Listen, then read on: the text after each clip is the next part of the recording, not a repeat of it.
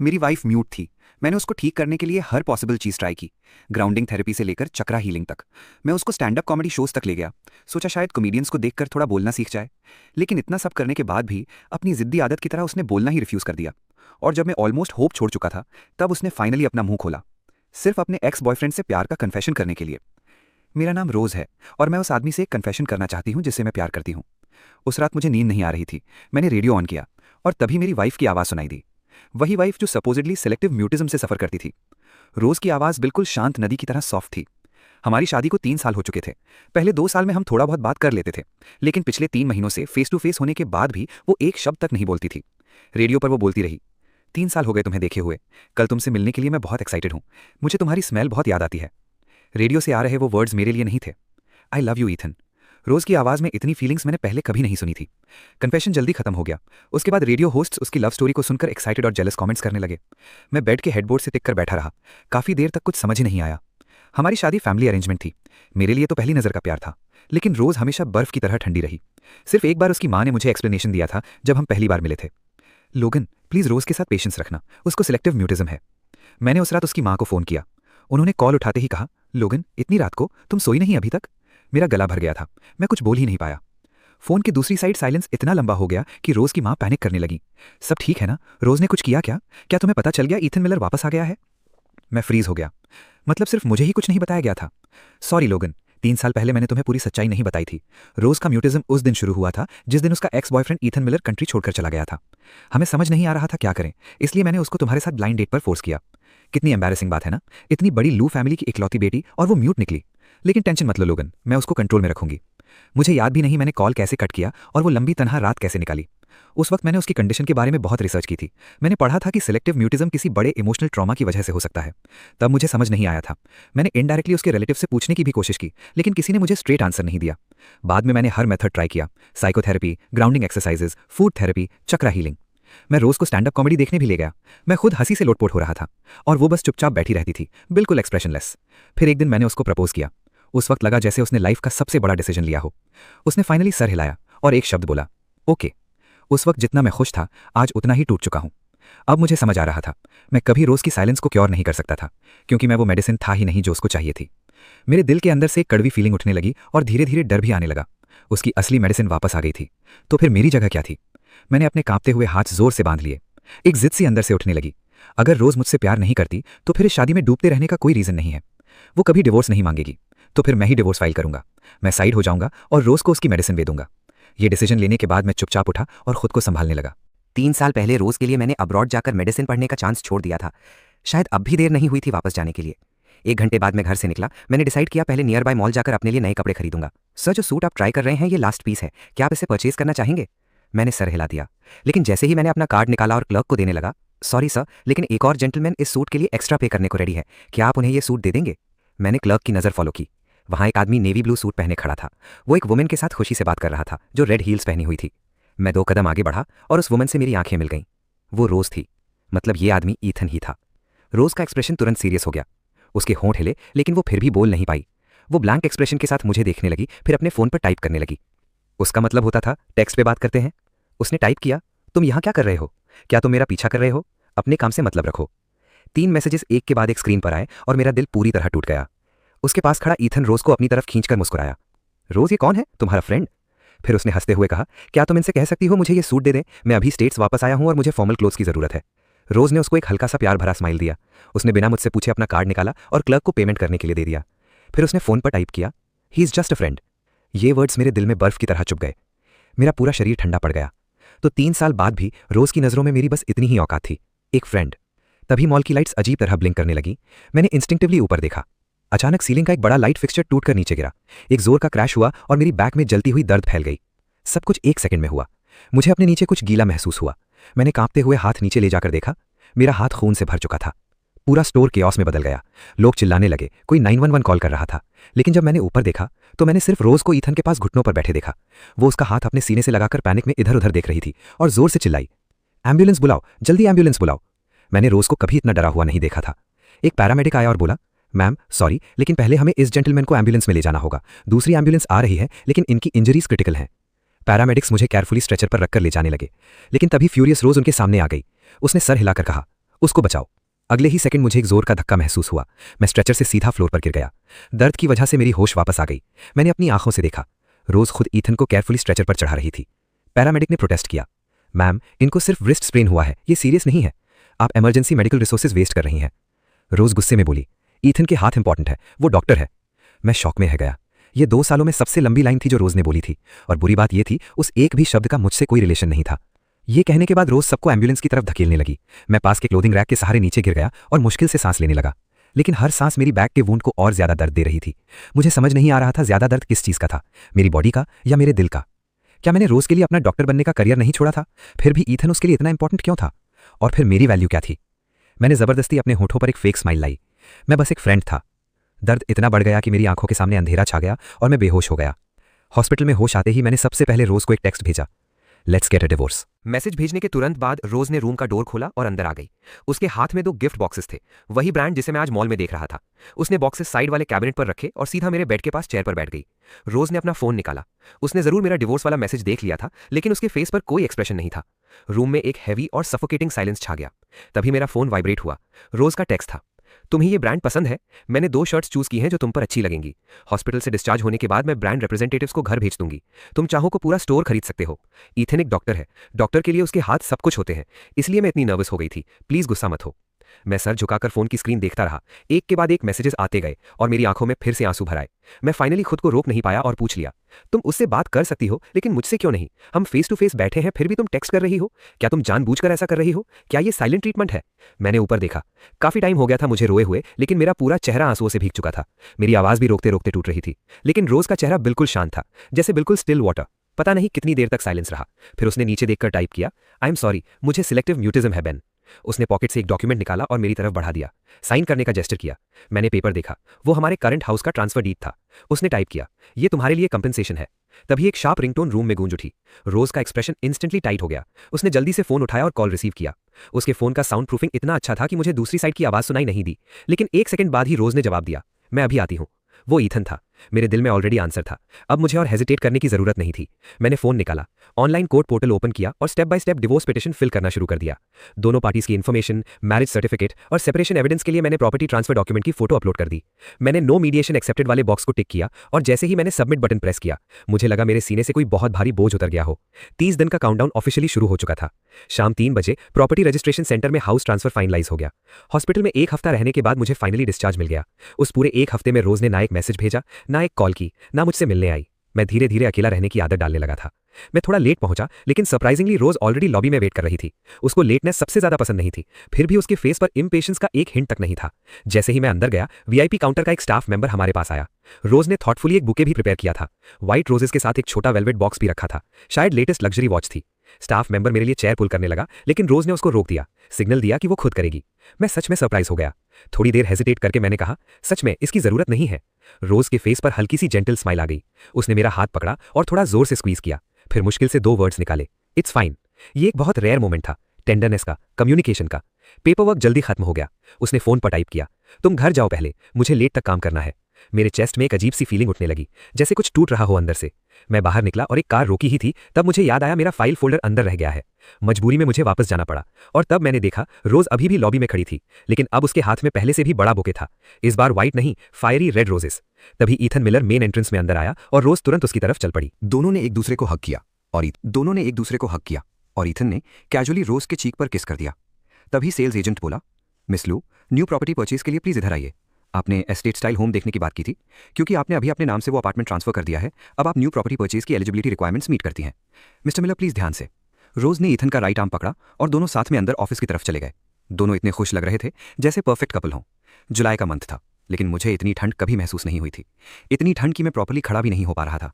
मेरी बैक और फोरहेड पर ठंडे पसीने आ गए, तो मैं सिर्फ एक ऑब्स्टिकल था जिसे रास्ते से हटाया जा रहा था। हेलो मिस्टर लोगन, योर वाइफ मिस रोज लू ने इस लिटिगेशन के समन्स का कोई रिस्पॉन्स नहीं दिया।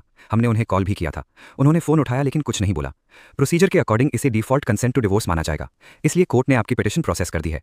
सबमिशन के 30 दिन के अंदर आप चाहें तो पिटिशन विड्रॉ कर सकते हैं। अगर आप विड्रॉ नहीं करते तो मैरिज लीगली डिसॉल्व हो जाएगी। कोर्ट क्लर्क की आवाज़ बिल्कुल इमोशनलेस थी। उनके लिए शायद ये बस हजारों ईजी केसेस में से एक था। मैंने गहरी सांस ली और कांपते हुए हाथ से टाइप किया, ओके। मैं टैक्सी लेकर घर वापस आया। चुपचाप घर को देखता रहा। फिर मैंने रोज़ की सारी चीज़ें पैक करना शुरू कर दिया।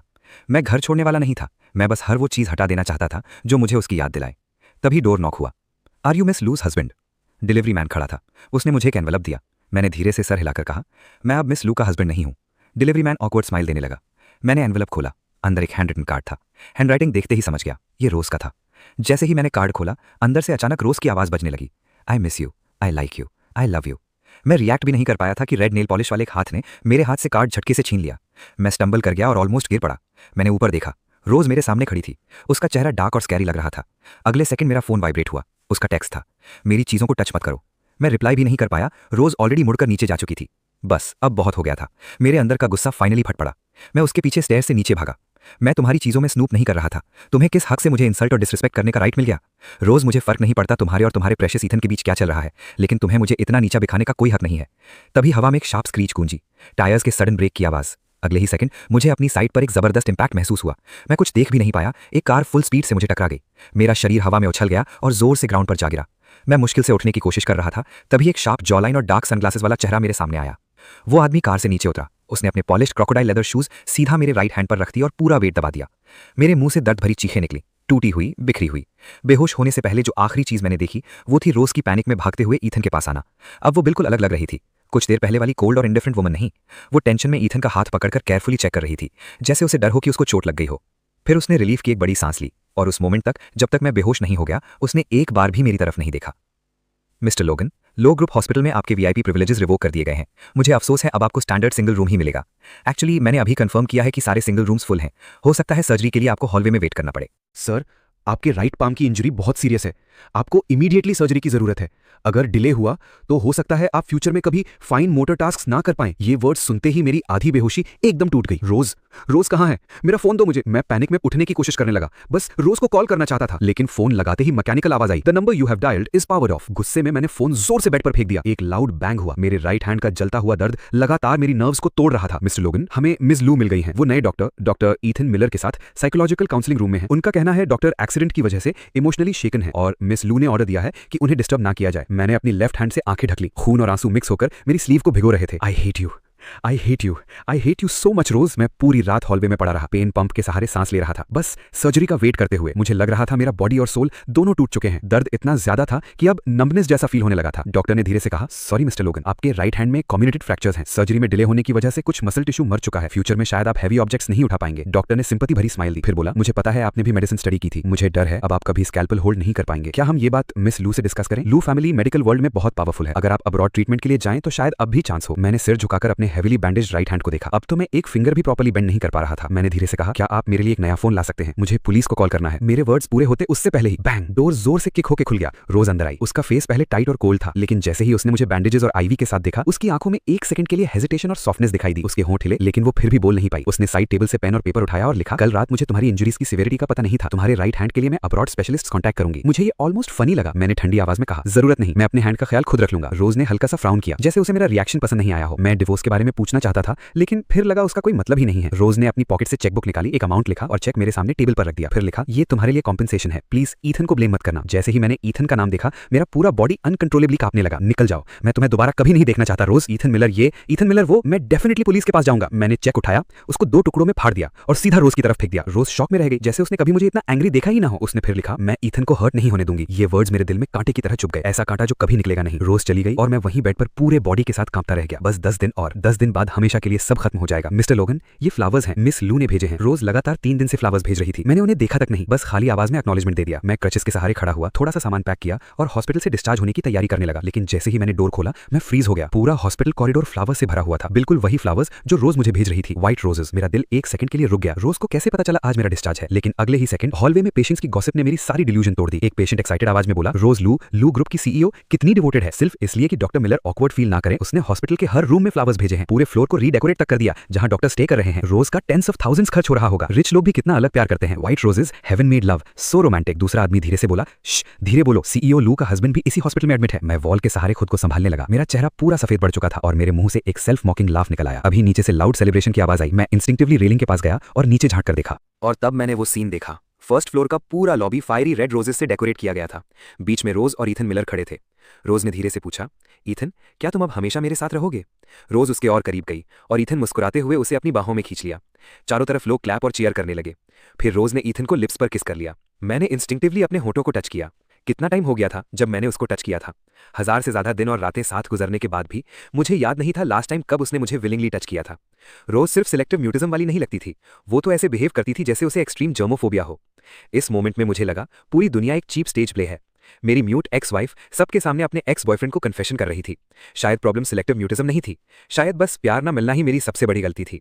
मैं कुछ देर बाहर ही रहा, नया फोन खरीदा, पुलिस रिपोर्ट फाइल की, अपना स्टेटमेंट दिया, स्टडी अब्रॉड एजेंसी के साथ मास्टर्स डिग्री एप्लीकेशन फाइनलाइज की और 10 दिन बाद यूनाइटेड स्टेट्स जाने की प्लेन टिकट भी बुक कर ली।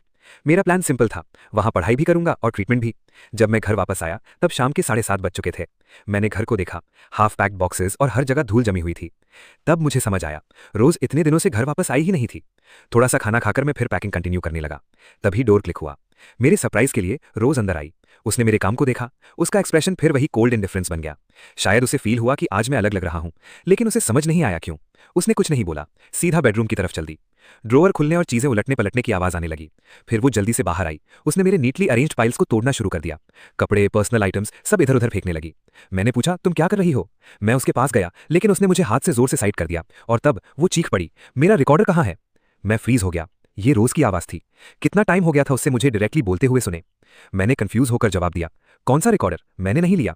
बोलते वक्त मैंने देखा मेरे राइट हैंड की बैंडेजेस से फिर से खून सीप कर रहा था, लेकिन रोज रुक ही नहीं रही थी। उसकी रमेजिंग की आवाज और तेज होती गई। मैंने ऊपर देखा और रियलाइज किया कि मैंने रोज को कभी इतना मैसी और डिस्टर्ब नहीं देखा था। स्ट्रेस की वजह से उसके फोरहेड पर पसीना था, उसके नेक का सिल्क स्कार्फ टेढ़ा हो चुका था, स्कर्ट पर धूल लगी हुई थी। वो फिर चीखी, मेरा रिकॉर्डर कहाँ है? रोज रुक गई और गुस्से से भरी आंखों से मुझे घूरने लगी। मैंने थकी हुई आवाज में कहा, मैंने कहा ना, मैंने नहीं देखा। हम दोनों बस एक दूसरे को स्टेयर करते रहे। वो ऑलमोस्ट कंट्रोल लूज कर रही थी। उसके फिस्ट्स बार बार क्लेंच और अनक्लेंच हो रहे थे। अचानक क्रैश! उसने एक ब्लू व्हाइट पोर्सलेन वास उठाकर फ्लोर पर दे मारा। चीनी के टुकड़े हर तरफ बिखर गए। मेरा रिकॉर्डर कहाँ है? रोज मेरे और करीब आई, लगातार वही सवाल पूछती रही। ब्रोकन पोर्सलेन से उसका राइट हैंड कट गया था, खून लगातार टपक रहा था। मैंने कभी रोज को इतना ऑब्सेस्ड, इतना पजेस्ट नहीं देखा था। मेरा पेशेंस फाइनली टूट गया। मैंने उसको साइड में धक्का दिया और बस इस जगह से दूर जाना चाहा, लेकिन अगले ही सेकंड एक लड़की की आवाज रूम में बजने लगी। I am Rose, I am 18 years old और मैं ईथन को अपनी फीलिंग्स बताना चाहती हूँ। ईथन, आज हमारी 2 ईयर एनिवर्सरी है। मुझे होप है हम हमेशा साथ रहेंगे। ईथन, अब हमें रिलेशनशिप में 3 साल हो गए हैं। मेरी हर साल की विश सेम है कि हम पूरी लाइफ साथ रहें। ईथन, तुम मुझे छोड़कर क्यों चले गए? ईथन, मैं शादी करने वाली हूँ। कहीं पाइल्ड अप सामान के बीच से लाउड थर्ड की आवाज आई। रोज सीधा उन चीजों के ढेर में गिर चुकी थी। एक पुराना घिसा हुआ वॉइस रिकॉर्डर सामान के ढेर से बाहर रोल होकर आया। उसकी रेड लाइट ब्लिंक कर रही थी और उसके अंदर की रिकॉर्डिंग्स चलने लगी। ये रोज की पूरी जिंदगी थी, ईथन मिलर के लिए बचपन से की गई रिकॉर्डिंग्स। गुड बाय ईथन, मुझे होप है मैं तुम्हें फिर देख पाऊंगी। Goodbye, goodbye. लग रहा था इम्पैक्ट की वजह से रिकॉर्डर टूट गया था। वो बस एक ही वर्ड बार बार रिपीट कर रहा था, गुड बाय, गुड बाय। रोज जल्दी से उठकर उस रिकॉर्डर को पकड़ लिया। वो नर्वस होकर पावर बटन दबाने लगी, लेकिन कुछ काम नहीं कर रहा था। मैं जो घर से बाहर जाने वाला था, मेरे फुटस्टेप्स वहीं रुक गए। मैं धीरे से मुड़कर एंट्रेंस के शू कैबिनेट से टिक गया। एक कड़वी सी स्माइल के साथ मैंने पूछा, रोज, अगर तुम मुझसे प्यार नहीं करती थी तो फिर तुमने मुझसे शादी क्यों की? रोज ने अपने लिप्स टाइटली प्रेस कर लिए, जैसे वो कुछ कहना चाहती हो, लेकिन फिर भी वर्ड्स बाहर नहीं आए। तब मेरे फोन पर उसका टेक्स्ट फ्लैश हुआ, लेट मी एक्सप्लेन। मैंने आंखें बंद कर ली, खुद को काम रखने की कोशिश की, दिल के अंदर उठ रही कड़वाहट को जबरदस्ती दबा दिया। फिर मैंने धीरे से कहा, बस चले जाओ, अपना सारा सामान ले जाओ और मेरी हाउस से निकल जाओ। रोज ने अपना लिप जोर से बाइट किया। उसके हाथ में वही रिकॉर्डर था जो अब भी टूटकर वही ब्रोकन फ्रेज रिपीट कर रहा था, गुड बाय, गुड बाय। वो मेरे पास से गुजरी और घर से बाहर चली गई। जाते वक्त उसने एक टेक्स्ट भेजा, आई एम सॉरी। अगले कुछ दिनों तक मैंने रोज को बिल्कुल नहीं देखा, लेकिन कंट्री छोड़ने से पहले मुझे एक बार हॉस्पिटल जाना था ड्रेसिंग चेंज करवाने के लिए। हॉस्पिटल कॉरिडोर में फर्स्ट फ्लोर पर एक्सपर्ट्स के बोर्ड के बीच ईथन मिलर का प्रोफेशनल प्रोफाइल लग चुका था। मैंने बस कैजुअली उस तरफ देखा, लेकिन अगले सेकंड शॉक में जम गया। उसके पब्लिश्ड पेपर्स की लिस्ट में एक पेपर था जो मैंने खुद लिखा था। मैंने टाइटल बार बार चेक किया, डेट भी बार बार देखी। टाइमिंग परफेक्टली मैच कर रही थी उस पीरियड से जब मैंने वो रिसर्च लिखी थी। हेलो मिस्टर लोगन, एक आदमी की आवाज ने मुझे रियलिटी में वापस खींच लिया। मैंने मुड़कर देखा, वो ईथन मिलर था। उसने पूछा, थोड़ा टाइम है बात करने के लिए? उसने आईब्रो रेस करके नियर बाय लाउंज की तरफ सिग्नल किया। मैंने उस आदमी को ध्यान से देखा। उसमें सब कुछ परफेक्ट लग रहा था। उसका white lab coat perfectly iron था, हेयर जेल से नीटली सेट किए हुए थे, हर स्ट्रैंड केयरफुली प्लेस किया गया था। ईथन हल्का सा स्माइल करते हुए बोला, जिस दिन कोर्ट का कॉल आया था, फोन रोज ने नहीं उठाया था, मैं था। उसने इनडिफरेंट स्माइल दी। मुझे नहीं पता था कि लाइन पर चुप रहना डिवोर्स कंसेंट माना जाता है। मुझे यकीन है आप मुझे ब्लेम नहीं करेंगे मिस्टर लोगन। मैं कुछ सेकंड्स तक चुप रहा, फिर बस सर हिला दिया। मुझे कोई प्रॉब्लम नहीं, डिवोर्स तो मैं ही चाहता था। कम से कम अब अननेसेसरी ड्रैगिंग तो नहीं होगी। ईथन को मेरे आंसर से कोई फर्क नहीं पड़ा, वो सीधा अगला टॉपिक ले आया। और एक और बात, उस दिन का एक्सीडेंट जेन्युइनली एक्सीडेंट था। मैंने ऑलरेडी रोज से अपोलोजाइज कर दिया है। उसने प्रॉमिस किया है मुझे कोई ट्रबल नहीं होगा। मुझे लगता है आप भी इशू क्रिएट नहीं करेंगे, राइट मिस्टर लोगन? मैं उसे बस स्टेडीली देखता रहा, कुछ नहीं बोला। सच ये था, अभी मेरी एफर्ट से बहुत सी चीजें सॉल्व नहीं हो सकती थी, और रोज ईथन को प्रोटेक्ट करेगी, ये तो मुझे पहले से ही एक्सपेक्टेड था। तुमने वो पेपर देखा था ना? ईथन ने फिर बात कंटिन्यू की। उसकी टोन थोड़ी लो हो गई। हाँ, बिल्कुल वही है जो तुम सोच रहे हो। रोज को पता था मैं रिसर्च कर रहा हूं, तो उसने खुद इनिशिएटिव लेकर मुझे दे दिया। वैसे पिछले 3 साल रोज का ख्याल रखने के लिए थैंक्स। मैं अब्रॉड रिसर्च में बिजी था, इसलिए हमेशा उसके पास नहीं रह पाया। बाद में मुझे पता चला मेरे अचानक चले जाने की वजह से ही रोज को सिलेक्टिव म्यूटिज्म हुआ। ईथन ने अपना हाथ फॉरहेड पर रखा, जैसे वो बहुत ट्रबल्ड हो, लेकिन अगले ही सेकंड उसके फेस पर स्माइल आ गई। लेकिन मैं अभी कुछ ही टाइम पहले वापस आया हूं और रोज ऑलरेडी कितनी इंप्रूव कर गई है। मैंने आंखें नीचे कर ली। नर्स जो कॉफी लाई थी, मैं उसे बिना ध्यान के स्टर करता रहा। फिर मैंने पूछा, तो तुम यहां बस ये दिखाने आए हो कि रोज तुमसे कितना प्यार करती है? मैंने स्पून टेबल पर रखा और पूरी कड़वी ब्लैक कॉफी एक ही गल्प में पी गया। फिर सीधा उसकी आंखों में देखकर कहा, इसका कोई मतलब नहीं है। मुझे रोज के पास्ट, प्रेजेंट या फ्यूचर में कोई इंटरेस्ट नहीं। मुझे फर्क ही नहीं पड़ता। मुझे म्यूट वाइफ में कोई इंटरेस्ट नहीं है। लेकिन एक बात याद रखना, उसे सबसे पहले मैंने छोड़ा था। मैंने उसे इग्नोर किया और उठकर पेमेंट काउंटर की तरफ चल दिया। मिस्टर लोगन, ईथन शायद मेरे रिएक्शन से सेटिस्फाई नहीं हुआ था। वो खड़ा हुआ और मेरा हाथ पकड़ने की कोशिश की। मैंने इंस्टेंटली अपना आर्म झटके से हटा दिया। तभी मेरी नजर एक फेमिलियर एलिगेंट फिगर पर पड़ी, रोज। वो तुरंत ईथन के पास घुटनों पर बैठ गई, क्योंकि ईथन रेलिंग से टकराकर हल्का सा स्टंबल कर गया था। रोज, आई एम फाइन, मैं इतना फ्रेजाइल नहीं हूं, बस बैलेंस लूज हो गया था। मैं एक सेकंड के लिए रुका, फिर डिसाइड किया उन्हें इग्नोर करूंगा और आगे चलने लगा। लेकिन अगले ही सेकंड स्लैप, रोज ने सीधा मेरे फेस पर थप्पड़ मार दिया। उसकी आवाज पूरे हॉस्पिटल कॉरिडोर में गूंज गई। पेशेंट्स और स्टाफ सब मुड़कर देखने लगे। रोज खुद भी एक सेकंड के लिए शॉक लग रही थी। उसने अपनी पाम को देखा, लेकिन फिर उसका एक्सप्रेशन फिर से कोल्ड हो गया और उसने कहा, सॉरी बोलो। मैंने अपने जलते हुए चीक को टच किया और हंसना रोक नहीं पाया। हर बार जब भी रोज मुझसे बोलती थी, वजह हमेशा ईथन मिलर होता था। मैं उससे किस बात में कम था, लेकिन अब ये सब मैटर नहीं करता था। ईथन ने इमीडिएटली बोला, रोज तुम लोगन को कैसे मार सकती हो? इट्स ओके रोज, मुझे उससे अपॉलॉजी नहीं चाहिए। रोज शायद फिर भी इंसिस्ट करना चाहती थी, लेकिन ईथन ने स्मूथली उसके शोल्डर्स पर आर्म रख दिया और रोज का सारा गुस्सा तुरंत मेल्ट हो गया। मैं पहले सोचता था अगर मैं इनफ केयरिंग रहूं तो एक दिन रोज मुझे एक्सेप्ट कर लेगी।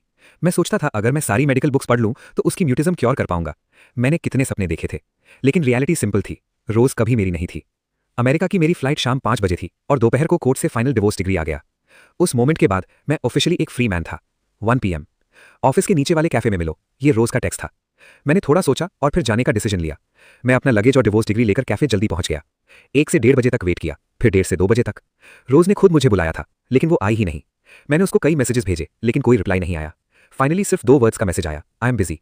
थोड़ी देर बाद एक कॉल आई, हेलो, क्या आप मिस्टर लोगन बोल रहे हैं? मैं रोज लू की असिस्टेंट हूं। मिस लू ने कहा है कि उनका अर्जेंट काम आ गया है, वो आपसे मिलने नहीं आ पाएंगी। मैं चुप रहा। ये एग्जैक्टली वही था जो मुझे एक्सपेक्टेड था। असिस्टेंट ने फिर कहा, मिस लू ने आपके लिए इंग्लैंड में एक स्पेशलिस्ट ढूंढा है। वो हैंड बोन्स और मसल्स रिपेयर करने में एक्सपर्ट है। ट्रीटमेंट का अरेंजमेंट भी वही करेंगी, और उन्होंने आपके अकाउंट में और 20 मिलियन ट्रांसफर किए हैं लिविंग और मेडिकल एक्सपेंसेस के लिए। मैं एक हाथ से फोन पकड़े हुए था और दूसरे हाथ से अपना लगेज। मैं कहने ही वाला था कि मुझे उस पैसे की जरूरत नहीं, लेकिन तब मेरी नजर रोड के उस पार गई। वहां आउटडोर कैफे में रोज और ईथन मिलर साथ बैठे थे। दोनों हंसते हुए बात कर रहे थे। ईथन हल्का सा स्माइल करते हुए अपना हेड नीचे किया हुआ था और रोज प्योर हैप्पीनेस के साथ उसके शोल्डर पर सर रखने की कोशिश कर रही थी। आज सनलाइट बहुत ब्यूटीफुल थी। गोल्डन सनलाइट दोनों को एक वार्म गोल्डन ग्लो दे रही थी। ऐसा लग रहा था पिछले 3 सालों में मैंने रोज को कभी इतना खुश नहीं देखा। मैंने तुरंत अपने भटकते थॉट्स को रोक दिया। मिस्टर लोगन, क्या आप सुन रहे हैं? असिस्टेंट अभी भी फोन की दूसरी साइड बोल रही थी। मैंने बिना 1 सेकंड वेस्ट किए रेड एंड कॉल बटन दबा दिया। बिल पे करके मैं जल्दी से कैफे से बाहर निकला, सीधा रोज और ईथन मिलर के टेबल तक गया। मेरे हाथ में जो डिवोर्स डिग्री थी, मैंने उससे जोर से उनके टेबल पर पटक दिया। धम! इंपैक्ट से जूस और कॉफी हर तरफ उछल गई। कुछ ड्रॉप्स ईथन मिलर के कपड़ों पर भी गिर गए। रोज ने तुरंत मेरा राइट हैंड पकड़ लिया। उसने डॉक्यूमेंट की तरफ देखा तक नहीं, बस कुछ सेकंड्स तक चुप रही, जैसे उसे समझ आ गया हो कि मेरी स्टबर्ननेस के साथ आर्ग्यू करने का कोई फायदा नहीं। फिर वो इंस्टेंटली टेबल की दूसरी साइड चली गई और टिश्यू लेकर ईथन की शर्ट और ट्राउजर्स केयरफुली साफ करने लगी। उसने टेंशन भरी आवाज में पूछा, ईथन तुम ठीक हो? मैं कुछ सेकंड्स तक चुपचाप खड़ा रहा। फिर मैंने एक कैब बुलाई और एयरपोर्ट के लिए निकल गया। एयरपोर्ट अनाउंसमेंट गूंज उठी, passengers for the United States please proceed to gate T1 for boarding. तभी रोज का मैसेज आया, लोगन, मुझे लगता है तुम्हें ईथन से अपॉलोजाइज करना चाहिए। मैंने बिना 1 सेकंड हेजिटेट किए उसको ब्लॉक कर दिया और डिलीट भी। मैंने अपना ID, पासपोर्ट और वीजा सिक्योरिटी ऑफिसर को दिया। ऑफिसर ने डॉक्यूमेंट स्कैन किए, फिर 1 सेकंड के लिए रुक गया। आज ही डिवोर्स हुआ है? उसने कैजुअली पूछा। मैंने अपना लगेज चेक किया, फिर स्माइल करके बोला, हाँ, अब मैं सिंगल हूं। प्लेन का AC काफी स्ट्रांग था। मैंने फ्लाइट अटेंडेंट से एक फ्री कैश्मीर ब्लैंकेट मांगा। खुद को उसने टाइटली रैप किया और धीरे धीरे गहरी नींद में चला गया। टेक ऑफ अनाउंसमेंट तक नहीं सुना मैंने। मेरे दिमाग में बस एक ही थॉट था, रोज गुड बाय। दूसरी तरफ असिस्टेंट बोल रही थी, मिस लू, जो इंग्लैंड वाली फ्लाइट मैंने मिस्टर लोगन के लिए बुक की थी, एयरलाइन का रिप्लाई आया है कि उन्होंने कभी चेक इन ही नहीं किया और मैं मिस्टर लोगन से कॉन्टैक्ट भी नहीं कर पा रही। रोज अपने डेस्क पर बैठी हुई थी। उसके सामने काम का पहाड़ लगा हुआ था। जब से ईथन मिलर सिटी में वापस आया था, उसकी वर्क एफिशिएंसी बहुत डाउन हो गई थी। एग्जीक्यूटिव्स और शेयर होल्डर्स दोनों अनहैप्पी थे। लोगन के साथ लास्ट अगली आर्ग्यूमेंट के बाद लगभग 10 दिन से उनका कोई कॉन्टैक्ट नहीं हुआ था। रोज को पता था लोगन अपोलोजाइज नहीं करेगा और उसे यह भी पता था कि वो लेटली ईथन को बहुत ज्यादा फेवर कर रही थी, इसलिए उसने लोगन को डिस्टर्ब नहीं किया। इंग्लैंड ट्रीटमेंट अरेंज करना भी इसीलिए था ताकि तीनों को थोड़ा स्पेस मिल सके। असिस्टेंट ने फिर कहा, और जो 20 मिलियन आपने मिस्टर लोगन के अकाउंट में भेजे थे वो ऑटोमेटिकली बैंक से रिटर्न हो गए। बैंक का रिस्पॉन्स था कि आप और मिस्टर लोगन अब डिवोर्स्ड हैं, इसलिए वो अब फैमिली अकाउंट का पार्ट नहीं रहे और 10 मिलियन से ज्यादा ट्रांसफर अलाउड नहीं है। यह सुनते ही रोज फ्रीज हो गई। उसके हाथ से पेन स्लिप हो गया और पेपर पर एक डार्क लाइन खिंच गई। उसने इरिटेटेड होकर टंग क्लिक की, फिर फोन पर टाइप किया, व्हाट डिवोर्स। असिस्टेंट भी स्टन रह गया। उसने कंफ्यूज होकर कहा, कंपनी लीगल डिपार्टमेंट को डिवोर्स डिग्री लगभग 10 दिन पहले ही मिल गया था। उन्होंने आपका मैरिटल स्टेटस मैरिड से डिवोर्स्ड अपडेट भी कर दिया। रोज ने टाइप किया, डिवोर्स्ड? तुम्हें पता नहीं था? असिस्टेंट ने धीरे से पूछा। रोज ने तुरंत लिखा, फाइल लाओ। थोड़ी देर बाद असिस्टेंट कोर्ट का डिवोर्स डिग्री उसके सामने ले आया। डॉक्यूमेंट सिंपल था, सिर्फ 2 पेजेस का। रोज ने नीचे लिखी डेट देखी, वही दिन जिस दिन लोगन उनके आर्ग्यूमेंट के बाद चला गया था। उसने फोन निकाला, स्क्रॉल किया, फिर सर्च बार में लोगन का प्रोफाइल ढूंढा और मैसेज टाइप किया, तुमने डिवोर्स कब फाइल किया? लेकिन सेंड करते ही स्क्रीन पर एक रेड एक्सक्लेमेशन मार्क आ गया। नीचे छोटा सा टेक्स्ट लिखा था, you are not friends with this user. Assistant चुपचाप रोज के फेस का एक्सप्रेशन चेंज होते हुए देख रहा था। फाइनली फोन की स्क्रीन को स्टेयर करते हुए रोज ने टाइप किया, पता लगाओ लोगन अभी कहाँ है। रोज ने धीरे से एक इरिटेटेड साय निकाली। असिस्टेंट को ऑर्डर्स देने के बाद वो फिर से अपने काम में डूब गई। रोज, तुमने कहा था आज मेडिकल रेप्स वाली मीटिंग में मेरे साथ चलोगी। ईथन की आवाज आई। रोज ने शॉर्ट रिप्लाई दिया, मुझे लेट तक काम करना है। ईथन मिलर ने अनविलिंगली रोज के लिप्स पर हल्का सा किस किया। फिर रोज वापस कॉन्ट्रैक्ट्स और सील्स रिव्यू करने लगी। बिजनेस नेगोशिएशंस की प्रेपरेशंस चल रही थी। रोज, तुम्हारे पेरेंट्स से मैं कब मिल सकता हूँ? मेरे पेरेंट्स नेक्स्ट वीक अब्रॉड से वापस आ रहे हैं। उन्होंने कहा है वो तुमसे मिलना चाहते हैं। मेरे डैड ने बोला अगर मीटिंग अच्छी गई तो वो ऑफिशियली हमारे रिलेशनशिप को अप्रूव कर देंगे। ईथन ने सडनली रोज के सामने वाला कॉन्ट्रैक्ट छीन लिया, उसे अपने बैग के पीछे छुपा दिया और रोज को फोर्स किया कि वो उसकी तरफ देखे। रोज के पास उसकी तरफ देखने के अलावा ऑप्शन नहीं था। उसने ईथन का हैंडसम फेस देखा। इतना क्लोज होने की वजह से उसके कोलोन की स्मेल बहुत स्ट्रांग लग रही थी। रोज को एलर्जीज थी और अगले ही सेकंड उसे अनकंट्रोलेबली स्नीज आ गई। ईथन का एक्सप्रेशन एक सेकंड के लिए स्टिफ हो गया। उसके लिप्स थिन हो गए, लेकिन वो फिर भी रोज को कन्विंस करने के लिए झुक गया। रोज, तुमने ही कहा था ना तुम मुझसे प्यार करती हो, तो फिर उस आदमी की वजह से मुझ पर गुस्सा क्यों हो रही हो? मुझे उस वक्त नहीं पता था कि कोर्ट का कॉल है। मैंने बस तुम्हारे लिए कॉल आंसर किया था। फिर मुझे तुम्हारी म्यूटिज्म याद आई तो मैंने सोचा तुम्हारे लिए रिस्पॉन्ड करना अच्छा नहीं होगा। किसको पता था कोर्ट में इतने अजीब रूल्स होते हैं। रिप्लाई ना देना भी डिवोर्स कंसेंट माना जाता है। ईथन ने दोनों हैंड्स डेस्क पर रख दिए। उसकी टोन धीरे धीरे प्लीडिंग में बदलने लगी। वो झुककर रोज को किस करने की कोशिश करने लगा। क्या तुम मुझसे नाराज हो? फिर वो डेस्क के अराउंड आया और रोज के शोल्डर्स मसाज करने लगा। आई एम सॉरी रोज, मेरी गलती थी, प्लीज अब मुझसे गुस्सा मत हो, ओके? रोज हेल्पलेस फील करने लगी। उसने इंस्टिंक्टिवली उसके टच से बचने की कोशिश की। वो कुछ बोलना चाहती थी लेकिन ईथन के कोलोन की स्मेल ने उसका थ्रोट फिर से चोक कर दिया। कुछ सेकंड सोचने के बाद उसने फोन निकाला और टाइप किया, तुम्हारे पेरेंट्स से मिलने वाली बात इस बिजी पीरियड के बाद डिस्कस करेंगे। उसके बाद रोज ने असिस्टेंट को मैसेज भेजा, प्रिसाइडिंग जज के साथ एक मीटिंग शेड्यूल करो। ग्रुप हेडक्वार्टर से निकलने के बाद रोज यूजुअल तरह अपनी फैमिली क्लिनिक गई सिलेक्टिव म्यूटिज्म के फॉलोअप के लिए।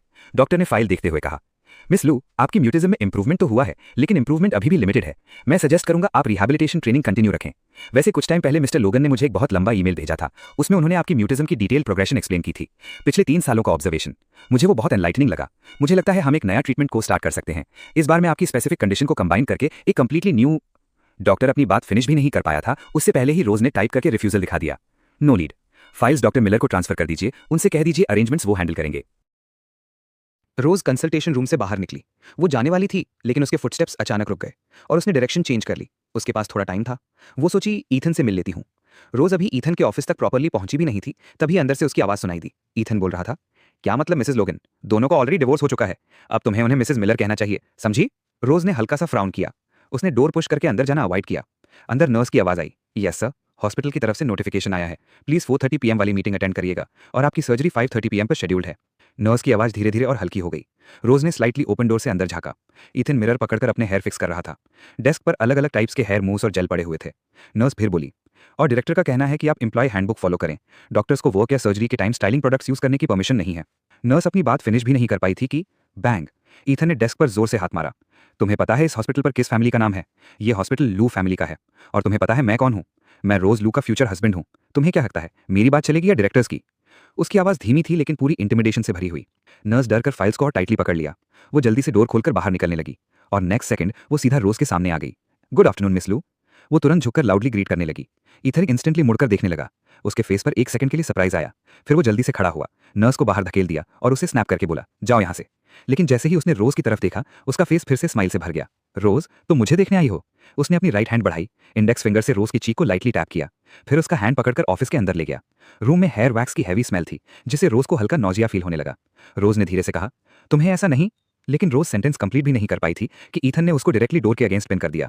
वो क्लोज आकर बोला, ओके ओके, मुझे पता है, मुझे इतना फ्लैशी नहीं होना चाहिए। फिर वो झुककर रोज को किस करने लगा, लेकिन रोज के लिप्स टाइटली प्रेस थे और वो स्लाइटली पीछे हट गई। रिजल्ट ये हुआ कि उनके लिप्स सिर्फ लाइटली ब्रश हुए। ये एक्शन देखकर ईथन का बॉडी एक सेकंड के लिए स्टिफ हो गया। उसने फ्राउन किया, अब तुम मुझे हेट करती हो? फाइन, तो मैं जाकर उस नर्स से अपोलोजाइज कर देता हूँ। वो उठकर जाने का ड्रामा करने लगा। रोज ने उसका हैंड पकड़कर रोक लिया। रोज ने धीरे से कहा, नेक्स्ट टाइम मत करना। ईथन हंसा, समझ गया रोज, मैं दोबारा नहीं करूंगा, डोंट वरी। रोज ने एक डीप ब्रेथ ली। वो कुछ कहना चाहती थी लेकिन वर्ड्स बाहर नहीं आ रहे थे। उसके चेस्ट में हल्का टाइटनेस फील हो रहा था, इसलिए उसने फोन पर टाइप किया, मेरे सिलेक्टिव म्यूटिज्म वाले रिकॉर्ड्स तुम्हें मिल गए होंगे, क्या तुम मेरा नेक्स्ट ट्रीटमेंट कोर्स हैंडल कर सकते हो? ईथन ने स्क्रीन पर लिखे वर्ड्स पढ़े। उसकी आंखों में इम्पेशेंस की एक हल्की झलक आई। Selective mutism? वो तो ऑलमोस्ट ठीक हो चुका है ना। रोज, अगर तुम बस मेरे साथ ज्यादा टाइम स्पेंड करो और मुझसे शादी कर लो तो नेचुरली सब ठीक हो जाएगा, ट्रीटमेंट की कोई जरूरत नहीं है। ईथन ने ड्रॉअर से अपना पासपोर्ट निकाला और रोज को दिखाते हुए कहा, नेक्स्ट वीक अब्रॉड ट्रिप चलते हैं, ओके? रोज ने टाइप किया, मुझे अभी एक और ट्रीटमेंट कोर्स चाहिए। ईथन और इम्पेशेंट हो गया और उसने वो फ्रस्ट्रेशन डायरेक्टली रोज पर निकालना शुरू कर दिया। मैंने कहा ना जरूरत नहीं है, मैं भी टॉप यूनिवर्सिटी से मेडिकल ग्रेजुएट हूं, तुम मुझ पर ट्रस्ट क्यों नहीं करती? और वैसे भी जब से मैं वापस आया हूं तुम्हारी म्यूटिज्म ऑलरेडी काफी इंप्रूव हो गई है, राइट? ऐसी साइकोलॉजिकल प्रॉब्लम्स बस थोड़ा बाहर घूमने और रिलैक्स करने से ठीक हो जाती हैं। मुझे वैसे भी यहाँ काम करना पसंद नहीं, पूरा दिन कितना बोरिंग लगता है। रोज ईथन की बैग को चुपचाप देख रही थी और पता नहीं क्यों उस मोमेंट उसे लोगन याद आ गया। लोगन हमेशा कहता था, अब से मैं हर ट्रीटमेंट सेशन में तुम्हारे साथ जाऊंगा, ओके?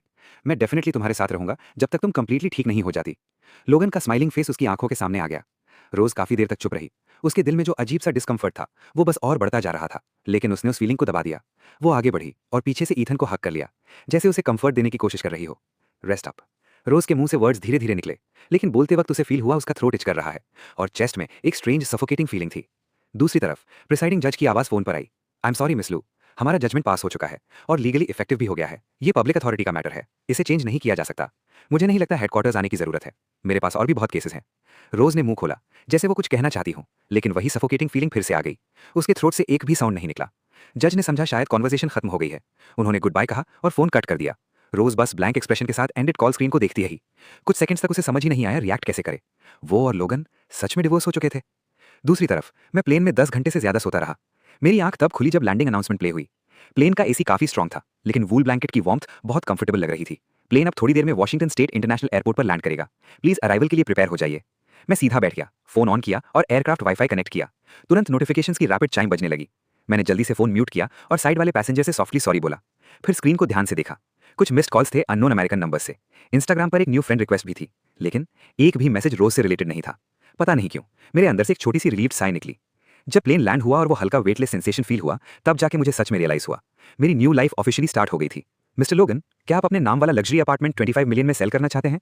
एजेंट ने फोन पर पूछा। मैंने सीधा जवाब दिया, हाँ, मुझे अर्जेंटली पैसे चाहिए, प्लीज जितनी जल्दी हो सके सेल कर दीजिए, थोड़ा लोअर प्राइस भी चलेगा। एजेंट ने शॉर्ट एक्नॉलेजमेंट दिया और कॉल कट कर दी। मैं अमेरिका वाले अपने नए घर की क्लीनिंग कंटिन्यू करने लगा। अब रोज से रिलेटेड मेरे पास बस एक ही चीज बची थी, वही अपार्टमेंट जो उसने मेरे नाम ट्रांसफर किया था। उसे कैश में कन्वर्ट कर देना ही सही लग रहा था। अपार्टमेंट मार्केट में डालने के एक वीक बाद मैं वॉशिंगटन स्टेट की एक फेमस मेडिकल स्कूल में एनरोल होने वाला था, 4 ईयर मास्टर्स इन मेडिसिन के लिए। मेरा फोकस अब भी वही था, मेंटल हेल्थ और कार्डियोलॉजी। आज जिस पर्सन ने मुझे ऐड किया था वो स्कूल ओरिएंटेशन ऑफिस की टीचर थी, एक mixed race woman, Chloe Shen. उसको ऐड करने के बाद मैंने सिंपल ग्रीटिंग भेजी। उसने इमीडिएटली स्कूल का कोर्स शेड्यूल, हाउसिंग अरेंजमेंट्स और इंपॉर्टेंट नोटिस सेंड कर दिए। मेरे राइट हैंड के ट्रीटमेंट को लेकर भी उसने गुड न्यूज दी।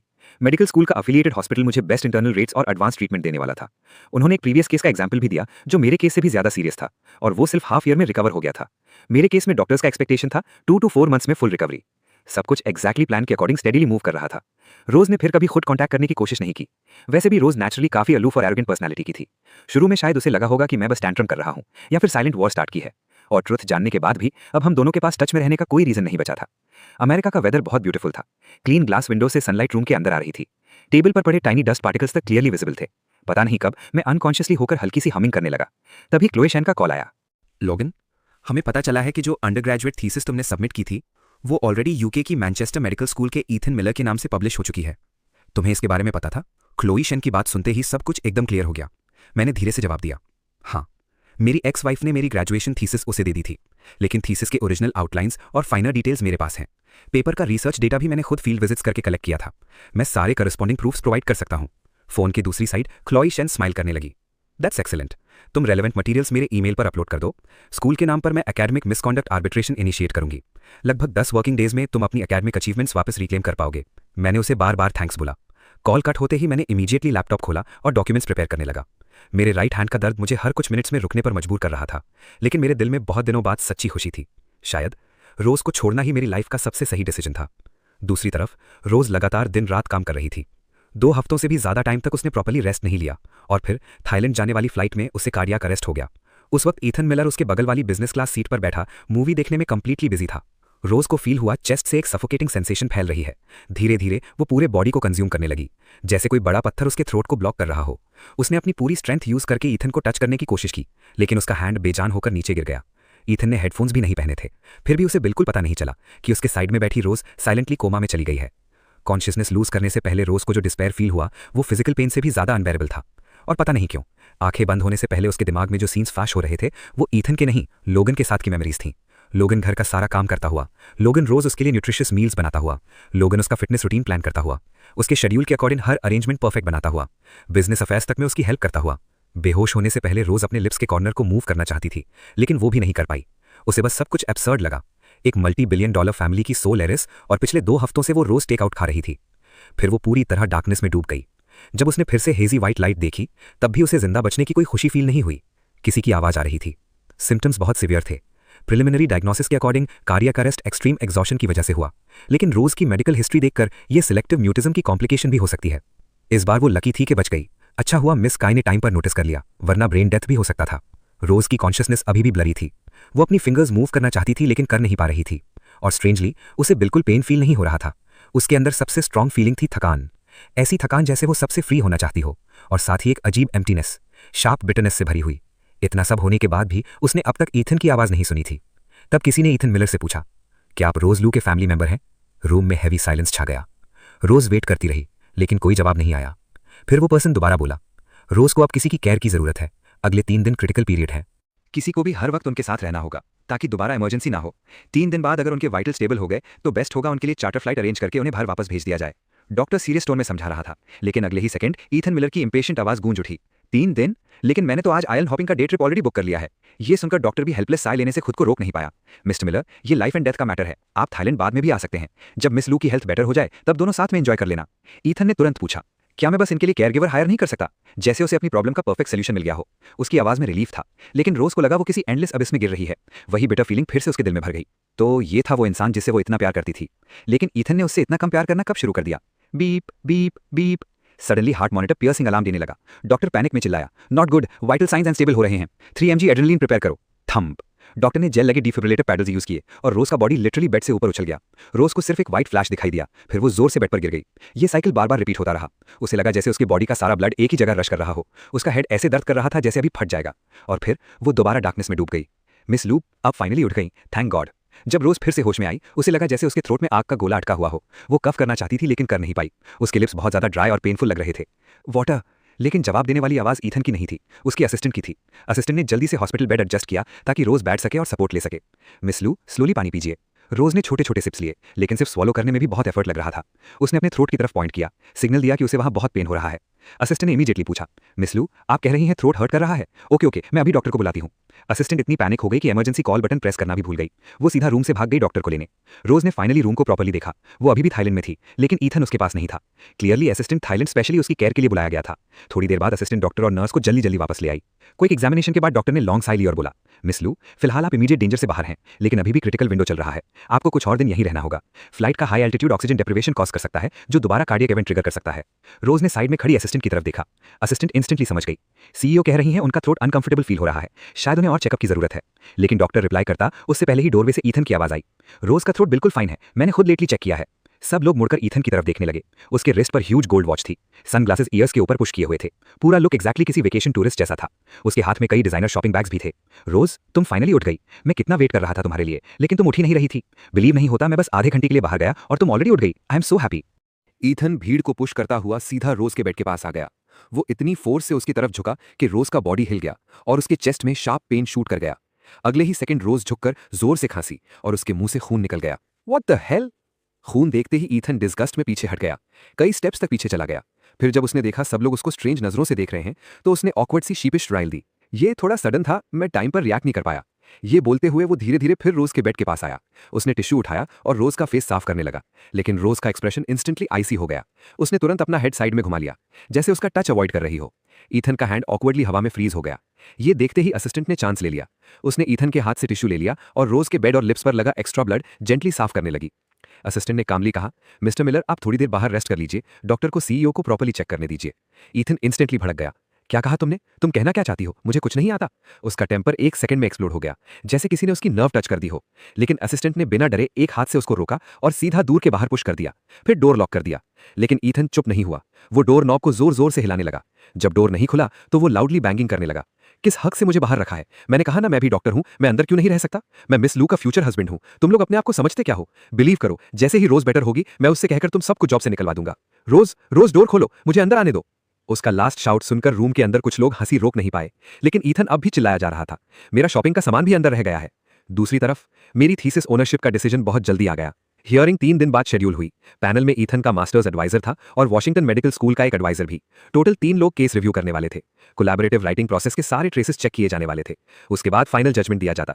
उस दिन मैंने डीप ग्रे फॉर्मल सूट पहना, white stand collar shirt, deep grey blazer, matching cropped trousers और शार्प ब्राउन लेदर शूज।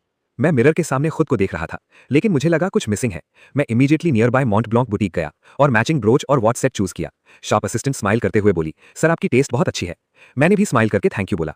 जब मैं वेन्यू पहुंचा, क्लोई शेन ऑलरेडी मुझसे पहले वहां मौजूद थी। थोड़ी देर बाद सारे एडवाइजर्स भी आ गए, लेकिन ईथन मिलर नहीं आया। स्टाफ मेंबर ने अनाउंस किया, जेंटलमैन, मिस्टर ईथन मिलर का दिया हुआ फोन नंबर कंटिन्यूअसली अनरीचेबल आ रहा है। हमने फिजिकल इन्विटेशन डॉक्यूमेंट्स भी भेजे थे, लेकिन कोई रिस्पॉन्स नहीं मिला। रेगुलेशंस के according evaluation meeting officially start की जाती है। उसके बाद स्टाफ ने प्रिपेयर्ड डॉक्यूमेंट सामने रखे, मेरी thesis, original writing logs, citation records और सारे सपोर्टिंग मटेरियल्स। क्योंकि ईथन ने कोई प्रूफ सबमिट नहीं किया था, इसलिए कमिटी ने उसके ओल्ड क्लास असाइनमेंट्स और प्रीवियस पेपर्स कंपेयर करने के लिए निकाले। रिजल्ट बहुत जल्दी आ गया और ऑनेस्टली सस्पेंस नाम की कोई चीज नहीं थी। कमिटी ने फाइनल डिसीजन अनाउंस किया।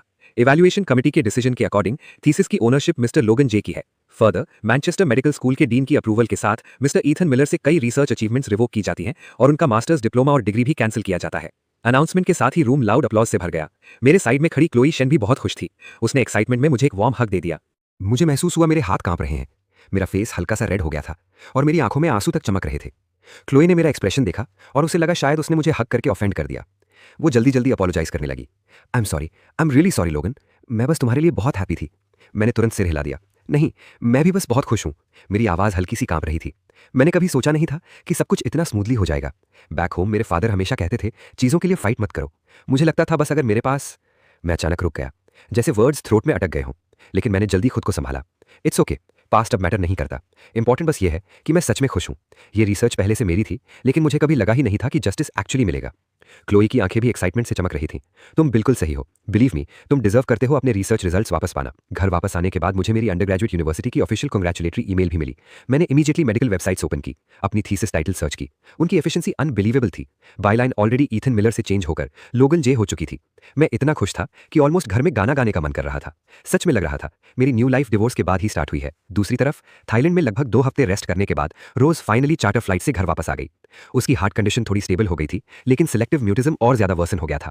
अब ईथन के सामने वो एक प्रॉपर सेंटेंस भी नेचुरली नहीं बोल पाती थी। होश में आने के सेकंड डे से ही रोज फिर से काम करने लगी थी। और ईथन, वो अब भी शॉपिंग, आइलैंड हॉपिंग, क्लबिंग में बिजी था, जैसे लाइफ का बेस्ट वेकेशन एंजॉय कर रहा हो। उसने तो थाईलैंड में शॉर्ट टर्म रेंटल प्लेस तक ले लिया था। जब रोज ने चार्टर फ्लाइट का रिटर्न डेट फाइनलाइज किया तो ईथन एक्चुअली इरिटेटेड हो गया। ऑलरेडी वापस काम पर, रोज क्या मैं बस क्विट कर सकता हूं? प्लेन में बात करते वक्त ईथन पानी पीते हुए बोल रहा था। रोज हैबिचुअली उसका हैंड पकड़ने वाली थी, लेकिन हाफ वे आर्म रेस करने के बाद उसने इंस्टेंट वाटर ग्लास पकड़ लिया।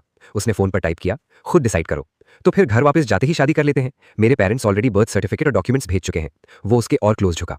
स्मोक, अल्कोहल और हेयर वैक्स की स्ट्रॉन्ग स्मेल ने रोज का हेड पेन और बढ़ा दिया। लेकिन ईथन की बात सुनते ही रोज सडनली फ्रीज हो गई। उसे अचानक याद आया, लोगन से शादी के बाद लोगन का रेसिडेंसी ऑफिशियली उसके हाउस होल्ड में रजिस्टर हुआ था। अब उन सब चीजों का क्या स्टेटस है उसे बिल्कुल आइडिया नहीं था। रोज की साइलेंस देखकर ईथन और अनहैप्पी हो गया। उसने फ्राउन किया और उसकी सार्केज्म और अग्रेसिव हो गई। रोज, ना तुम शादी के लिए हाँ बोल रही हो, ना मुझे अपने पेरेंट्स से मिलवा रही हो। क्या तुम बस मेरे साथ खेल रही हो? कंट्री छोड़ने से पहले तुम ही कह रही थी तुम मुझसे शादी करना चाहती हो। अब मैं वापस आ गया हूँ, तुम फ्री भी हो, लेकिन तुम्हारा कोई रिएक्शन नहीं। क्या तुम अब भी अपने लोगन से प्यार करती हो? वो चला गया और अब तुम उसे मिस करना स्टार्ट कर रही हो। ये वर्ड्स रोज को सीधा हिट कर गए। उसने ईथन की तरफ तक ना देखा, बस ट्रे टेबल पर रखे यूज्ड ग्लास को ब्लैंकली स्टेयर करती रही। क्या वो लेटली लोगन के बारे में इतना इसलिए सोच रही थी क्योंकि वो उसे मिस करती थी, क्योंकि वो अब भी उसकी केयर करती थी? अगर लोगन अब भी उसके साथ होता, क्या वो उसे इतने प्रेशर में अब्रॉड फ्लाई करने देता? क्या वो इमीडिएटली नोटिस कर लेता कि वो अनवेल है? क्या उसकी हॉस्पिटल में 2 बार रिससिटेशन से बच जाती? क्या उसकी सिलेक्टिव म्यूटिज्म और वर्स नहीं होती? बैंग! एक लाउड आवाज ने रोज को रियलिटी में वापस खींच लिया। उसने मुड़कर देखा, ईथन उसके पास खड़ा था। उसका फेस गुस्से से पूरा लाल था। उसके फीट के पास शैटर्ड ग्लास पड़ा था। पानी फ्लोर पर हर जगह फैल गया था। कुछ फ्लाइट अटेंडेंट्स क्लीन करने आना चाहते थे, लेकिन डर की वजह से मूव नहीं कर पा रहे थे। ईथन जोर से गरजा, रोज कुछ बोलो, मेरे क्वेश्चन का आंसर क्यों नहीं दे रही? तुम मुझसे प्यार करती हो या नहीं? बोलो। रोज ने धीरे से ऊपर देखा। ईथन की आवाज डेफनिंग थी।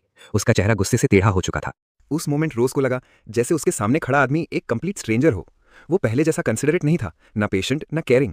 आखिर सब कुछ गलत कब हो गया? थप्पड़! एक शार्प स्लैप की आवाज कैबिन में गूंज उठी। रोज ने डिसबिलीफ में अपने चीक को राइट हैंड से पकड़ लिया। उसने शॉक में ऊपर देखा। ईथन खुद भी पैनिक में था। वो अपने ही हाथ को शॉक से देख रहा था। पूरे कैबिन में सिर्फ एयर कंडीशनिंग की हमिंग बच गई थी। सब लोग इस सडन सीन से स्टन्ड थे। ईथन की आवाज कांपने लगी। Rose, I am sorry, please, I am really sorry. मेरा ऐसा करने का इंटेंशन नहीं था। मैं बस बहुत एंग्शियस हो गया था, तो मुझे आंसर ही नहीं दे रही थी और मुझे समझ नहीं आ रहा था तुम मुझसे बात क्यों नहीं कर रही। उसके लिप्स फियर से ट्रेंबल कर रहे थे। उसे समझ आ गया था रोज सच में अपसेट है। वो उससे हक करने के लिए आगे बढ़ा, लेकिन असिस्टेंट ने तुरंत उसको रोक दिया। रोज ने अपना फेस साइड में टर्न कर लिया। उसके चेस्ट में अनबेरेबल टाइटनेस फील हो रही थी। उसने टायर्डली अपना हैंड वेव किया और नेक्स्ट सेकंड कई बॉडीगार्ड्स आगे आए और स्ट्रगलिंग शाउटिंग ईथन को दूसरे कैबिन में ले गए। रोज का हार्ट बहुत फास्ट बीट कर रहा था। उसकी ब्रीदिंग और रैपिड होती जा रही थी। और फिर वो एक बार फिर बेहोश हो गई। जब रोज की आंख खुली, वो फिर से हॉस्पिटल में थी। इस बार रूम में और भी एडवांस्ड मेडिकल इक्विपमेंट था। मशीन्स की बीपिंग साउंड उसके हेड में दर्द कर रही थी। रोज ने हाथ बढ़ाकर मशीन्स बंद करने की कोशिश की, लेकिन अचानक उसके थ्रोट में नौजिया उठ गया। पहले उसने वो फूड वॉमिट किया जो उसने प्लेन में खाया था, फिर सिर्फ कड़वी बाइल ड्राई हीव करती रही। वो बेड का एज पकड़कर काफी देर तक सांस लेती रही, तब जाकर थोड़ा काम हुई। तभी रूम के बाहर लाउड आर्गुमेंट की आवाज आई। एक और शार्प स्लैप की साउंड गूंजी, साथ में ईथन की एंग्री शाउटिंग भी सुनाई दी। लेकिन इस वक्त रोज को बिल्कुल फर्क नहीं पड़ रहा था। उसे समझ ही नहीं आ रहा था वो क्या फील कर रही है। क्या वो ईथन से इतनी एग्जॉस्ट हो गई थी, या फिर उसे अब ईथन की इतनी परवाह ही नहीं रही थी? तभी रोज की मदर की स्क्रीम हॉलवे में गूंजी। किसने हिम्मत दी तुम्हें मेरी बेटी पर हाथ उठाने की? मेरी बेटी यहाँ परफेक्टली फाइन थी। थाईलैंड तुम्हारे साथ जाने के बाद उसका ये हाल कैसे हो गया? जाते वक्त कार्डियक अरेस्ट और थोड़ा रिकवर करते ही वापस आते वक्त फिर बेहोश। तुम्हें आइडिया भी है ये कितना डेंजरस है? अगर मेरी बेटी को कुछ हो गया तो तुम्हें 10,000 बार मार देना भी इनफ कॉम्पेंसेशन नहीं होगा। रोज जानती थी उसकी मदर ईथन को 3 साल पहले से ही डिसलाइक करती थी, और अब फाइनली उनके पास ईथन को अपोज करने का परफेक्ट रीजन आ गया था। ईथन की आवाज धीरे धीरे लो होती गई। मैम, मेरी गलती थी, सच में मेरी गलती थी। रोज मुझे आंसर नहीं दे रही थी और मैं एंशियस हो गया। मुझे लगा वो बस डिफिकल्ट बिहेव कर रही है। प्लीज मुझे माफ कर दीजिए, प्लीज। रोज धीरे धीरे बेड का एज पकड़कर बैठ गई। साइड में रखा पानी उठाया और माउथ रिंस किया।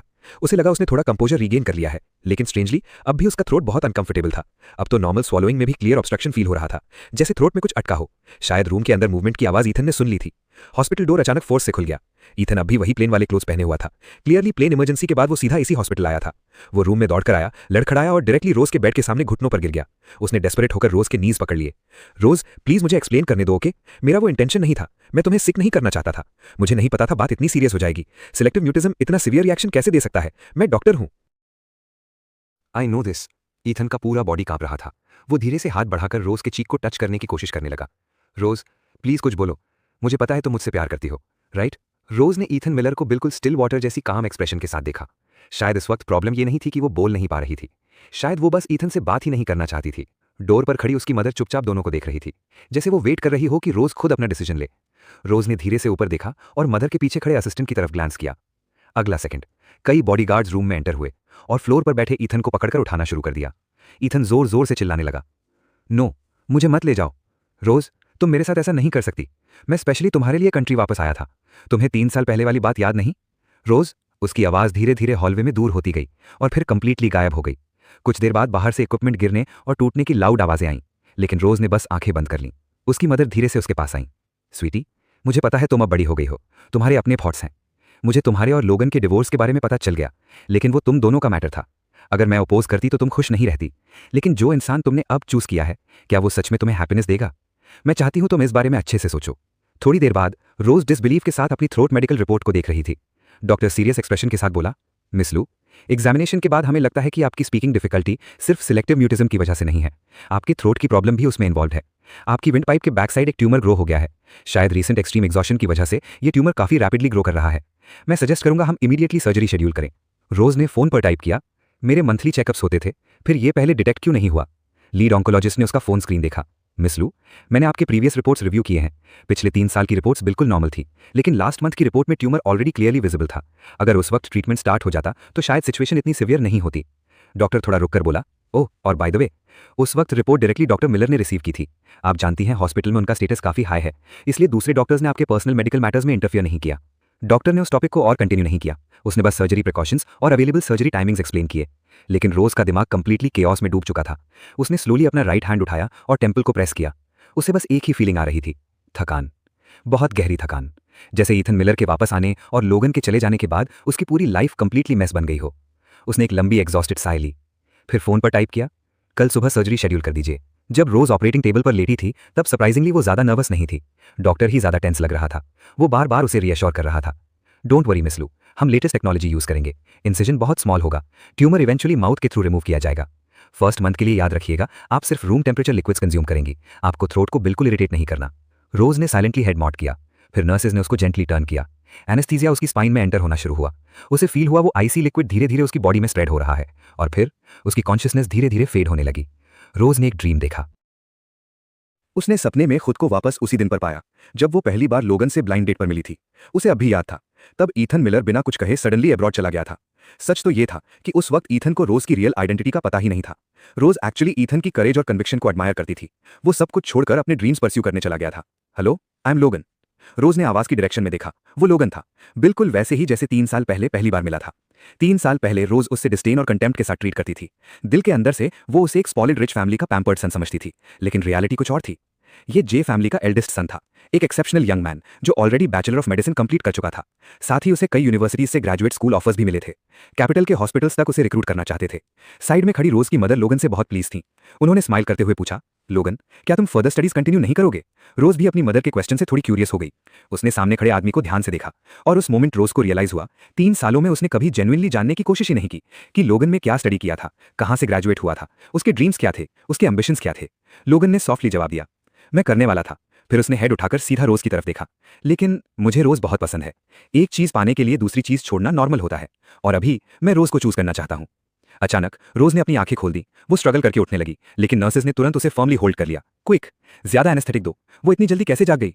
डॉक्टर की पैनिक भरी आवाज उसके कानों में पड़ी। रोज की आंखें हल्की मॉइस्ट हो गईं। जैसे जैसे उसकी सेंसेस फिर फेड होने लगी, उसे रियलाइज हुआ उसे 3 साल पहले लोगन का असली जवाब याद ही नहीं था और ना ही उसे पता था वो डायलॉग उसके ड्रीम में कहां से आया। उसने कभी इमेजिन भी नहीं किया था कि लोगन उसे इतना ज्यादा प्यार करता था या उसने उसके लिए इतना सैक्रिफाइस किया था। कंप्लीटली अनकॉन्शियस होने से पहले उसका लास्ट कॉन्शियस थॉट सिर्फ एक था, वो लोगन को ढूंढना चाहती थी। कुछ दिनों बाद, मिस लू, आप अभी इतनी जल्दी प्लेन में ट्रैवल नहीं कर सकती। असिस्टेंट हॉस्पिटल बेड के सामने एंग्शियस होकर पेश कर रही थी। अर्लीस्ट नेक्स्ट मंथ आप फ्लाई कर पाएंगी। डॉक्टर ने भी सेम बात कही है। हाई एल्टीट्यूड पर एक्सीडेंट्स बहुत इजीली हो सकते हैं। थाईलैंड वाली इंसिडेंट से भी आपने लेसन नहीं लिया। रोज ने ज्यादा कुछ नहीं बोला, बस फोन पर टाइप किया, नेक्स्ट मंडे वॉशिंगटन स्टेट की फ्लाइट बुक करो। लोगन के रेसिडेंसी रिकॉर्ड्स चेक करो, पता लगाओ वो अब कहां है। असिस्टेंट का एक्सप्रेशन इंस्टेंटली ऑकवर्ड हो गया। मिस लू, डिवोर्स के बाद मिस्टर लोगन ने इमीडिएटली अपने रेसिडेंसी रिकॉर्ड्स ऑनलाइन ट्रांसफर कर दिए। मेरे पास अब अथॉरिटी नहीं है उनका न्यू एड्रेस चेक करने की, और जो अपार्टमेंट आपने उन्हें ट्रांसफर किया था मिस्टर लोगन ऑलरेडी उसे सेल कर चुके हैं। उनके ओल्ड बैंक अकाउंट के अलावा हमारे पास उनसे कॉन्टैक्ट स्टैब्लिश करने का कोई और वे नहीं है। रोज ने और कुछ टाइप नहीं किया, इसलिए असिस्टेंट भी नेचुरली चुप हो गई। लेकिन तभी डोल पर अचानक नॉक हुआ। किसी के आंसर देने से पहले ही विजिटर अंदर आ चुका था, ईथन मिलर। सिर्फ कुछ ही दिनों में वो बहुत ज्यादा हैगर्ड लगने लगा था। उसकी आंखों के नीचे डीप डार्क सर्कल्स थे, चीक्स नोटिसेबली संक हो चुके थे। उसका पूरा डेमीनर कंप्लीटली ब्रोकन लग रहा था। इस बार रोज को असिस्टेंट को सिग्नल देने की भी जरूरत नहीं पड़ी। असिस्टेंट इंस्टेंटली आगे बढ़ गई और ईथन को ब्लॉक कर दिया। मिस्टर मिलर, अभी आपका अंदर आना कन्वीनियंट नहीं है, मिस लू को एस्ट की जरूरत है। ईथन ने टीथ ग्रिट किए। रोज, प्लीज मुझे इतना पुश मत करो, ओके? मैं सच में गलत था, प्लीज मुझे माफ कर दो। रोज के फेस पर इंटेंस अनॉयंस फ्लिकर हुई और ईथन ने उस एक्सप्रेशन का हर सेकंड नोटिस किया। वो कंप्लीटली पैनिक हो गया। रोज, जो पेपर तुमने मुझे दिया था, मेरे एडवाइसर ने मुझे कांटेक्ट किया। एकेडमिक मिसकॉन्डक्ट आर्बिट्रेशन का रिजल्ट आ गया। डिसीजन लोगन के फेवर में गया। मेरे ऑथरशिप राइट्स, मेरा डिग्री, मेरा डिप्लोमा सब रिवोक कर दिया गया। उसकी आवाज अनकंट्रोलेबली कांप रही थी, जैसे वो किसी टेरिफाइंग अबिस में गिर गया हो। ये बात सुनते ही रोज को अपनी की हुई वो absurd मिस्टेक याद आ गई और लोगन के लिए गिल्ट और डीप हो गया। ईथन डेस्परेट टोन में बोलता रहा, अब हॉस्पिटल भी मुझे फायर करना चाहता है, लेकिन अगर तुम बस एक वर्ड बोल दो, सिर्फ एक वर्ड, तो मैं यहाँ काम कंटिन्यू कर सकता हूँ। मैं तुमसे बैक कर रहा हूँ, प्लीज मेरी हेल्प करो, ओके? हमारे बीच जो कुछ भी था उसके लिए। उसके नीज अनकंट्रोलेबली शेक कर रहे थे। रोज के इंडिफरेंट एक्सप्रेशन को देखकर वो डेस्परेशन में डायरेक्टली फ्लोर पर घुटनों के बल गिर गया। थर्ड, लाउड आवाज पूरे रूम में गूंजी। रोज, मैं तुम्हारे सामने नील कर रहा हूं, प्लीज मुझे एक चांस दो सब ठीक करने का। रोज ने फ्लोर पर नील करते ईथन को देखा और एक सेकंड के लिए उसका हार्ट हल्का सा सॉफ्ट हुआ। आफ्टर ऑल, कभी वो उससे प्यार करती थी, लेकिन उसने बस एक शैलो नॉट दिया और फिर अपनी गेज हटा ली। असिस्टेंट तुरंत समझ गई। उसने सिक्योरिटी को कॉल किया और ईथन को फोर्सफुली बाहर ले जाया गया। वो अब भी रो रहा था। उसकी सॉबिंग की आवाज ऑलमोस्ट पूरे हॉस्पिटल वार्ड में सुनाई दे रही थी। रोज ने फोन खोला और कुछ मंथ्स पहले वाले मैसेजेस स्क्रॉल किए जब उसने लोगन की थीसिस और सारे रिसर्च डॉक्यूमेंट्स जिप फाइल में ईथन को भेजे थे। उस मोमेंट उसके चेस्ट में क्रशिंग रिग्रेट भर गया। उसने असिस्टेंट को लोगन जे के नाम से मैसेज टाइप करके भेजा, वॉशिंगटन स्टेट मेडिकल स्कूल को 20 मिलियन डोनेट करो। कुछ दिन बाद रोज प्राइवेट डॉक्टर्स की टीम और $30 मिलियन के नए मेडिकल इक्विपमेंट के साथ चार्टर फ्लाइट से यूनाइटेड स्टेट्स के लिए निकली। प्लेन का एसी फुल ब्लास्ट चल रहा था। रोज ब्लैंक एक्सप्रेशन के साथ ओवरहेड एयर वेंट्स को देख रही थी। उसके दिल में एक हैवी वेट सा फील हो रहा था। कैबिन में कोई बात नहीं कर रहा था। आंखें बंद करते ही उसे सिर्फ अपनी हार्ट बीट सुनाई दे रही थी। और फाइनली उसने खुद से एडमिट किया वो लोगन को मिस करने लगी थी। लेकिन लोगन की जाने के बाद उसे समझ ही नहीं आ रहा था कि उसका सामना कैसे करे, क्या सोचे, क्या बोले। लोगन ने उसके सारे कॉन्टैक्ट मेथड्स ब्लॉक कर दिए थे।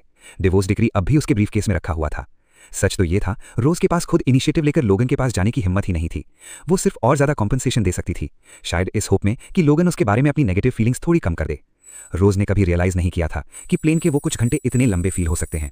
वो स्पेशियस फर्स्ट क्लास कैबिन में बार बार पोजीशन चेंज करती रही, लेकिन उसे एक सेकंड की भी नींद नहीं आई। हर 1 घंटे बाद रोज का प्राइवेट डॉक्टर उसकी फिजिकल कंडीशन चेक करने आ रहा था। फाइनली प्लेन लैंड कर गया। वॉशिंगटन स्टेट में उस दिन हैवी रेन हो रही थी। वीआईपी टर्मिनल से निकलते ही रोज को 7-8 प्राइवेट बॉडीगार्ड्स के साथ डायरेक्टली एक ब्लैक लग्जरी वैन में एस्कॉर्ट किया गया।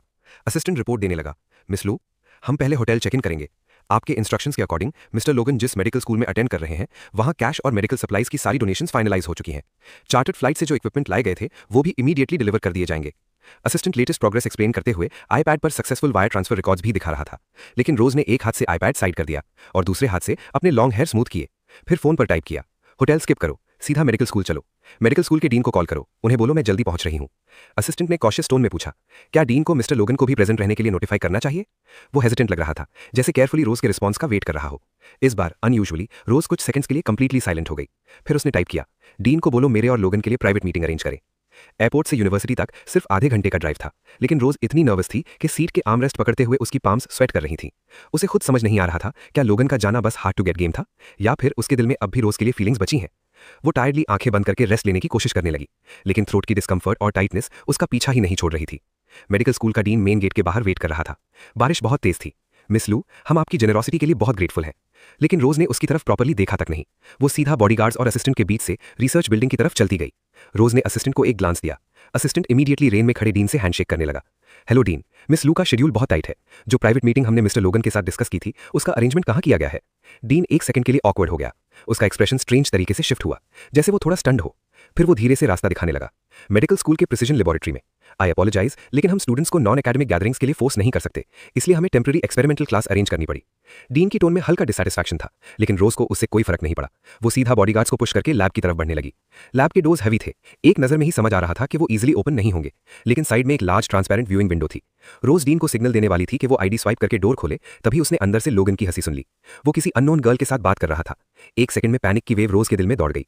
उसने केयरफुली सोचा और रियलाइज किया कि उसने लोगन को इतनी फ्रीली स्माइल करते हुए बहुत लंबे टाइम से नहीं देखा था। रोज धीरे से ट्रांसपेरेंट ग्लास पार्टीशन के पास गई और अंदर देखने लगी।